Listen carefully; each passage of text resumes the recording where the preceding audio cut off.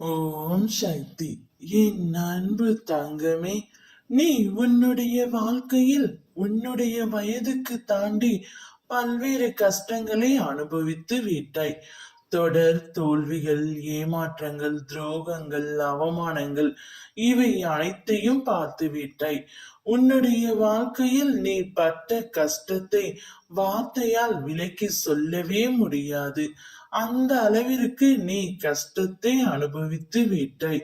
தேவையில்லாமல் உன்னை நீயே வருத்தி கொள்ளாதே. நீ உன் வாழ்க்கை என்னும் கடலில் தத்தளித்துக் கொண்டிருப்பதை உன் அம்மா நான் அறிவேன். உன்னை என் கரம் கொண்டு இறுக பிடித்து காப்பாற்றிக் கொண்டு தான் இருக்கின்றேன். இன்னும் சில நாட்களில் உனக்கான அனைத்து கஷ்டங்களும் முடிய போகின்றது. உனக்கான வெற்றியும் சந்தோஷமும் நிலையாக இருக்க போகின்றது. உனது எண்ணங்கள் அனைத்தையும் அம்மா நான் நிறைவேற்ற போகின்றேன்.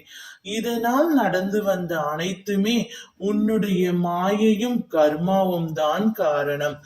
இதுதான் உன்னுடைய விதி. விதியை மாற்றும் சக்தி உன் அம்மாவிற்கு உள்ளது. அனைத்தையும் நான் மாற்றி காட்டுவேன். இனிமேல் உனக்கு நடக்கவிருக்கும் அனைத்தும் நன்றாகவும் உனக்கு பிடித்த மாதிரியும் நடக்கப் போகின்றது. எல்லாமே தவறாக நடக்கின்றது, என்ன செய்வது? இதற்கு மேல் எப்படி நான் ஒரு அடியை கூட எடுத்து வைப்பது என்று யோசித்து உனக்குள் நீயே வருத்திக் கொள்கின்றாய்.